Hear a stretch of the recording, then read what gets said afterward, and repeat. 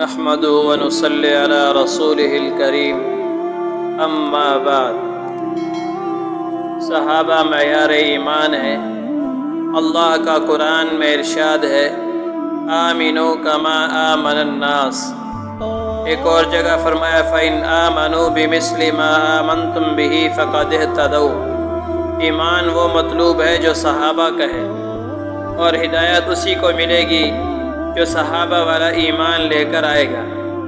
اولئک هم المؤمنون حقا، کیونکہ سچے ایمان والے یہی صحابہ ہیں۔ اولئک هم الراشدون، اولئک هم المہتدون، یہی صحابہ تو ہیں جو ہدایت یافتہ ہیں۔ اولئک هم المفلحون، کامیاب یہی صحابہ ہیں۔ اولئک هم الصدیقون، سچے یہی صحابہ ہیں۔ اولئک هم المتقون، زہد و تقوی والے یہی صحابہ ہیں۔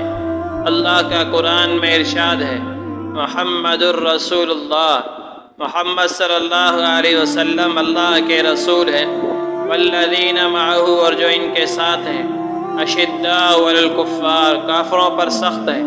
رحماء بینہم، آپس میں شیر و شکر ہیں۔ تراہم رکعا سجدا، تو ان کی سیرت کو اٹھا کر دیکھ، کبھی ان کے رکوع ملیں گے، کبھی ان کے سجدے ملیں گے۔ یبتغون فضلا من اللہ ورضوانا، یہ اپنے رب کے فضل اور اس کی رضا کو تلاش کرتے ہیں۔ سیماہم فی وجوہہم من اثر السجود، ان کی پیشانیوں میں سجدوں کے نشان ہیں۔ ذالک مثلہم فی التوراۃ ومثلہم فی الانجیل، ان کی مثالیں تورات اور انجیل میں بیان کی گئیں، اس لیے تو اللہ نے رضی اللہ عنہم ورضوا عنہ کے اعزاز سے انہیں نوازا ہے۔ آپ علیہ السلام نے فرمایا اصحابی کالنجوم بأیہم اقتدیتم اہتدیتم، یہ صحابہ تو ستاروں کی طرح ہیں، ان میں سے کسی ایک کی بھی اتباع کرو گے ہدایت یافتہ ہو جاؤ گے۔